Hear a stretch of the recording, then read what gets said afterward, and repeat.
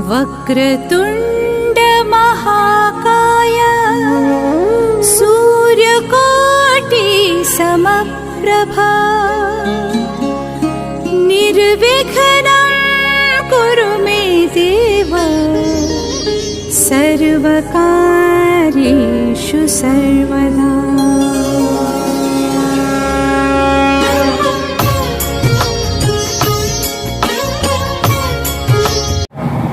वर्तमान प्रदेश अध्यक्ष, महामंत्री, उपाध्यक्ष, कोषाध्यक्ष एवं उत्तर प्रदेश के विभिन्न जनपदों से आए हुए अध्यक्ष, उपाध्यक्ष, मंत्री आदि समस्त पदाधिकारी जी एवं समाज के विभिन्न क्षेत्रों के आयामों में अपनी सेवा दे रहे समस्त महानुभाव वृंद, गुलामी की दास्ता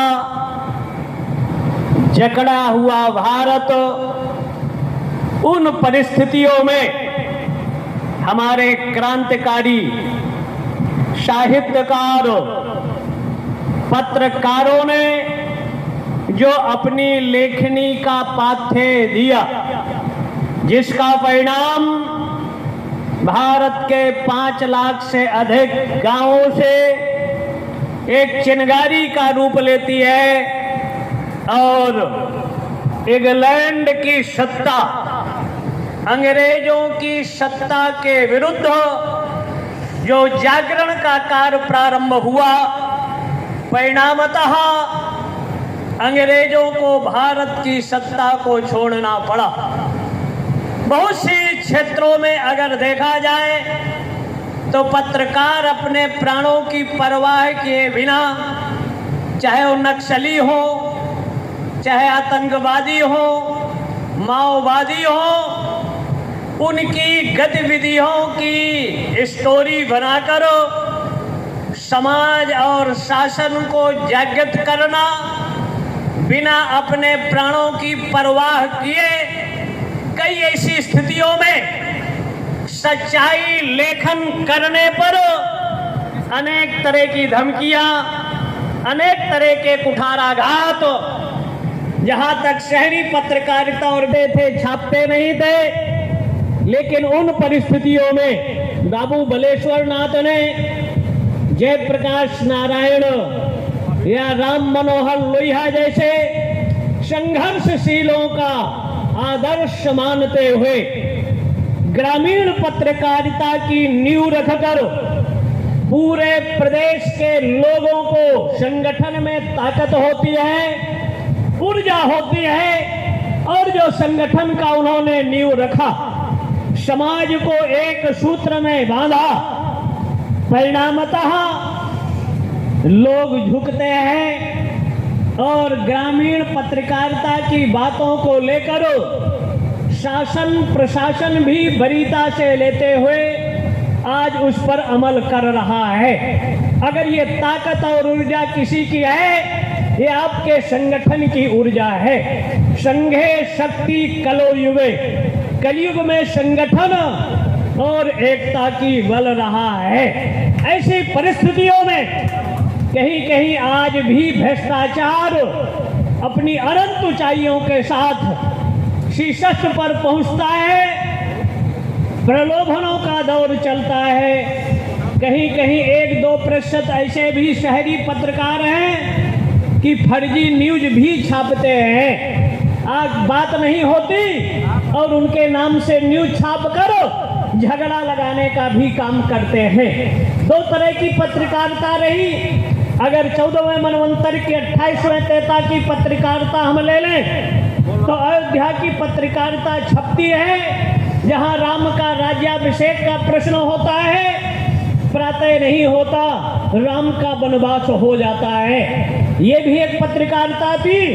और दूसरा पत्रकारिता हमारे हनुमान जी महाराज थे 14वें मनवंतर के 28वें तेता में 1,79,76,000 वर्ष पूर्व सीता जहां लंका में अपने प्राणों को छोड़ना चाहती है, तो उन्होंने जो संवाद को वहां स्थापित किया, उनके प्राणों की रक्षा हो जाती है। और एक तरह से जो जागरण का काम हुआ, और एक तरह से राम कथा के वक्ता के रूप में भी राम के पूरे इतिहास का वर्णन वहाँ एक दो लंका की राक्षसियां रही होंगी, लेकिन पत्रकारिता अकेले में, लेखनी में वो ताकत है जो ताकत एक 30 कार्बाइन 47 में नहीं है, तलवारों में नहीं है, बम में नहीं है, वो ताकत आपकी लेखनी में है। सामाजिक परिवर्तन, क्रांति का आधार आपकी लेखनी रही है।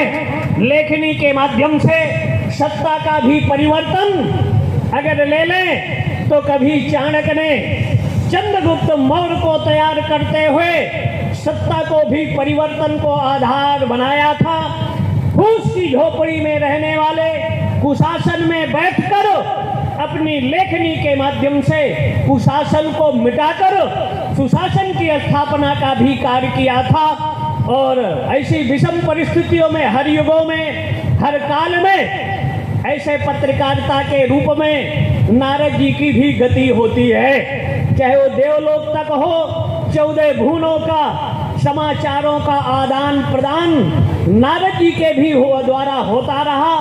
और आज भी विषम परिस्थितियों में सामाजिक, आज सबसे ज़्यादा समाज में जो योजनाएं आती हैं, रोडें आती हैं, बहुत से विकास का काम होता है, लेकिन उसका मानक और क्वालिटी नहीं है। सरकारें आएंगी लेकिन नियम कायदे वही हैं, व्यक्ति बदलता है, कायदे कानून नहीं बदलते, जिसका परिणाम आकंठ भ्रष्टाचार में डूबा हुआ शासन होता है। जब तक भारत से भ्रष्टाचार खत्म नहीं होता, पूर्ण शिक्षा से ओतप्रोत समाज नहीं होता, तो लेकिन कुछ विसंगतियां संवैधानिक हैं और उन विसंगतियों को दूर करने के लिए पत्रकारिताओं की एक पक्षपात रहित एक क्रांति की जरूरत है, जो लेखनी के माध्यम से सामाजिक परिवर्तन का आधार बनेगा।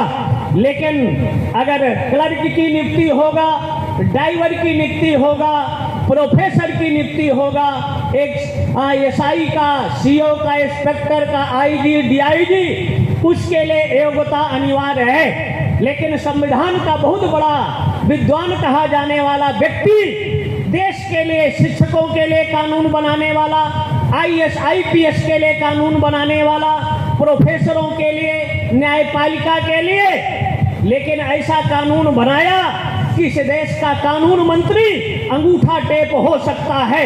इस देश का जज सबके लिए योग्यता का आधार होता है, लेकिन कॉलेजियम सिस्टम से जजों का कोई मानक नहीं होता। इसलिए जजों के लिए भी योग्यता अनिवार्य होना चाहिए और माननीय लोगों के लिए भी योग्यता अनिवार्य होना चाहिए। जब योग्यता का, क्रांति का संचार आप लोग करेंगे, तो जब योग्य शासक होगा तभी भ्रष्टाचार पर लगाम होगा। लेकिन देशद्रोही मानसिकता, न्यायपालिका सजा देता है और जेलों में वीवीआईपी ट्रीटमेंट पाकर संवैधानिक कुछ ऐसी गड़बड़ियां हैं। व्यक्ति अगर अच्छा है लेकिन संविधान गड़बड़ है, तो ऐसी परिस्थितियों में किसी के लिए कानून बन गया, हिंदू दान मंदिर अधिग्रहण एक्ट, 4.5 लाख सनातनियों के मंदिरों को ले लिया गया और भारत का संविधान डेमोक्रेसी, धर्मनिरपेक्ष और दूसरे धर्म मजहब के कोई उपासना स्थल नहीं लिए गए। अगर धर्मनिरपेक्ष तो एक वर्ग विशेष, समुदाय विशेष के धर्म स्थलों को आखिर सरकार क्यों लेती है? सबके लिए कानून एक होना चाहिए, चाहे इस्लाम हो, चाहे ईसाईयत हो, चाहे हिंदू हो, चाहे मुस्लिम, जितने भी मत मजहब हैं, कानून सबके लिए एक हो। कानून आपके लिए बना दिया गया कि एक शादी और 2 बच्चे ही अच्छे। और आज वही नेता कहते हैं जिसकी आबादी जितनी उतनी भागीदारी।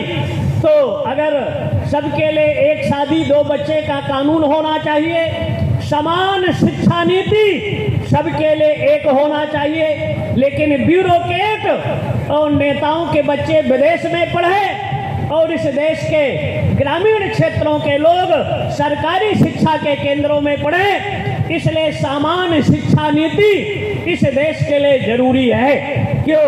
अगर भारतीय शिक्षा प्रणाली एक जैसे हो जाए तो हम आईएएस, डॉक्टर, इंजीनियर, प्रोफेसर जहां 5 साल 7 साल में बनते हैं, अगर भारतीय शिक्षा प्रणाली, भारतीय शिक्षा भारतीय भाषा में होने लगे तो 3 साल के अंदर प्रोफेसर, 3 साल के अंदर डॉक्टर, 3 साल के अंदर आईएएस, आईपीएस बन सकते हैं। 7 से 9 साल उसमें नहीं लगेगा।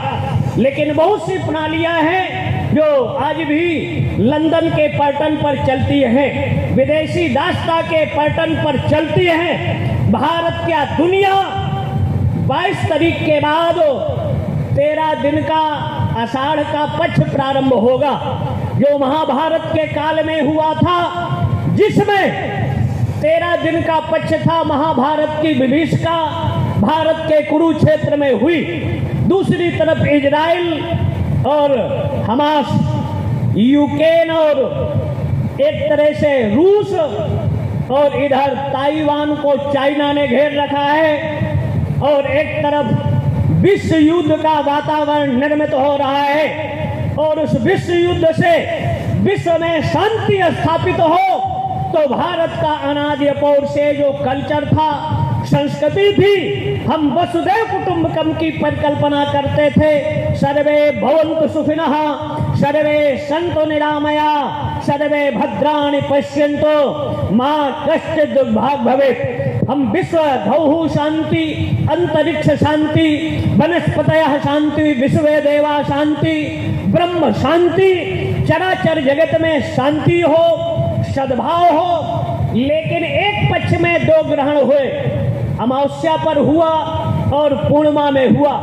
तो ज्योतिषी खगोली घटना के आधार पर पृथ्वी रुधिरेण जलेनया, पृथ्वी में या रुधिर का रक्तपात होगा या जल से आप्लावित होगा। लेकिन प्रकृति, भारत में कोई ज्यादा क्षति होने वाली नहीं है।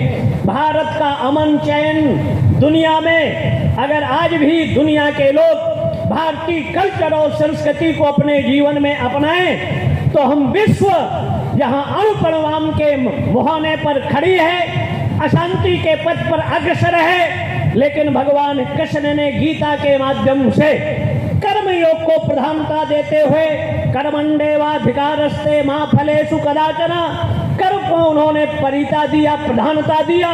तो हम अपनी लेखनी के कर्म के माध्यम से सच को जब उजागर करते हैं, सच जब समाज में प्रबल होता है, प्रखर होता है, किसी कोठरी में हजारों साल का अंधकार हो, एक छोटा सा दीपक जलाने से वो जन्म जन्मांतर, कल्प कल्पांतर, युग युगांतरों का अविद्या अंधकार मिटता है। और जब अविद्या अंधकार मिटता है, ज्ञान का प्रकाश होता है, तो जो समाज में भ्रष्टाचार का जो विष रूपी भ्रष्टाचार व्याप्त है, चरित्रहीनता का विष व्याप्त है, बहन बेटियों की इज्जत और मर्यादा का जो खिलवाड़ हो रहा है, उसमें हमको सत्य की चिंगारी, हकीकत की लेखनी को जब हम प्रबल करेंगे, प्रखर करेंगे, तो सुसुप्त सत्ता का, कुंभकर्णी सत्ता को जगाकर समाज में हर व्यक्ति को, अंतिम पंक्ति के व्यक्ति को जब न्याय मिलेगा तो समाज में सुशासन की स्थापना होगी। हाँ, समाज में क्रांति की आवश्यकता होगी। जो क्रांति का बिगुल सुभाष चंद्र बोस ने फूंका, 1857 की क्रांति का आधार ये बलिया की भूमि रही, जिसमें मंगल पांडे ने जिसकी चिंगारी का लौ जलाया। सुभाष चंद्र बोस ने जय हिंद फौज के माध्यम से विदेश में हिटलर से जैसे मिलकर ऑल इंडिया रेडियो के माध्यम से देश को जगाया, अंग्रेजों को तोड़ दिया और अखंड भारत के प्रधानमंत्री के रूप में जिनका पूरे देश को एक सूत्र में जोड़ा। लेकिन हमारे देश के साहित्यकारों ने, इतिहासकारों ने और शिक्षा मंत्रालय जैसे व्यक्ति ने, मतलब पाकिस्तान, बांग्लादेश का विभाजन नहीं था, अखंड भारत का पहला प्रधानमंत्री रहते हुए जो देश को क्रांति का आधार दिया था। लेकिन कुछ गद्दारों ने सुभाष चंद्र बोस को जिंदा मुर्दा घोषित कर दिया, इतिहास के पन्नों से गायब कर दिया। उसमें जो भूमिका है हमारे पत्रकारों की अहम भूमिका रही है, आज भी पत्रकारिताओं का योगदान रहा है। ऐसी विषम परिस्थितियों में उस समय जब सत्ता का झंझावात प्रहार कुठाराघातों से, तब बाबू बलेश्वर नाथ ने अपनी लेखनी के माध्यम से विखंडित, विभाजित, असंगठित पत्रकारिता को एक सूत्र में जोड़ा था। मतलब 80 जिलों को एक सूत्र में जोड़कर जो क्रांति बुलंद किया था, जिससे सरकारें हिलने लगी, डरने लगी। और ये रतवार की भूमि, रतसर की भूमि, जहां उन्होंने जन्म लेकर और इस गढ़वार में अपना कर्म भूमि बनाकर पूरे प्रदेश के लेखनी के, आपके अंदर जो ज्ञान था, आपके अंदर जो प्रतिभा थी, उसको उन्होंने समझा और समझते हुए एक संगठन के रूप में जो नींव डाली।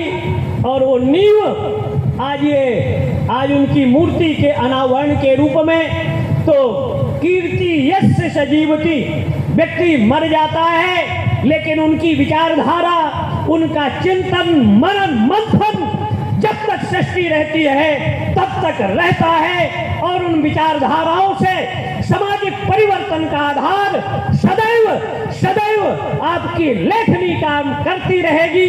भगवान विश्वेश्वर, जगत जननी पराम्बा अन्नपूर्णा और दंडाध्यक्ष बाबा भैरव आप लोगों को शक्ति दे, समर्थ दे कि 21वीं सदी में दुनिया का नेतृत्व मार्गदर्शन भारत करे, विश्व में शांति हो, अमन चैन हो। इन्हीं मंगल कामनाओं के साथ, जहां एक तरफ कश्मीर अशांत है, जब यात्री तीर्थ यात्री जाता है तो घेर कर बस पर गोली मारी जाती है, मणिपुर अशांत है और हम पड़ोसियों से लड़ने का दिवा स्वप्न देखते हैं। अगर जरूरत किसी स्टेट में हो, किसी जिले में हो, तो जल सेना, थल सेना, वायु सेना विमानों को लगाकर देशद्रोही की चिंगारी, जो मानवता का कत्लेआम कर रहे हैं, बेगुनाहों का रक्तपात कर रहे हैं, आर्मी को लगाकर ऐसे देशद्रोहियों को जमीन के अंदर गाड़ देना चाहिए, उनका अंत कर देना चाहिए, जिससे भारत का अमन, चैन, शांति, सद्भाव बना रहे। उनके साथ मुर्गा बिरयानी, जेलों में वीवीआईपी ट्रीटमेंट नहीं देना चाहिए। और ये तभी संभव होगा जब आप अपनी लेखनी को चलाएंगे, सत्ता जागृत होगी, तभी भारत भारत होगा।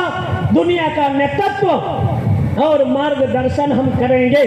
हर क्षेत्रों में हमारी वरीयता थी, आज भी है। और ज्ञान के क्षेत्र पर, अध्यात्म के क्षेत्र पर और लेखनी के क्षेत्र पर जो क्रांति सुभाष ने किया, मंगल पांडे ने किया, रानी लक्ष्मीबाई ने किया, कैकेयी ने किया, हनुमान जी ने किया, तो आज की विषम परिस्थिति में आप अपनी लेखनी को चलाएं। भगवान भास्कर के उदय होते ही जैसे अंधकार इस धरा से मिटता है, तो आपकी लेखनी के माध्यम से आज भारत का सबसे बड़ा जो गुण है, अशांति है, अराजकता है, वो भ्रष्टाचार है। भारत भ्रष्टाचार मुक्त हो, तब संपन्न भारत, शिक्षित भारत और विपन्नताओं से रहित भारत हो।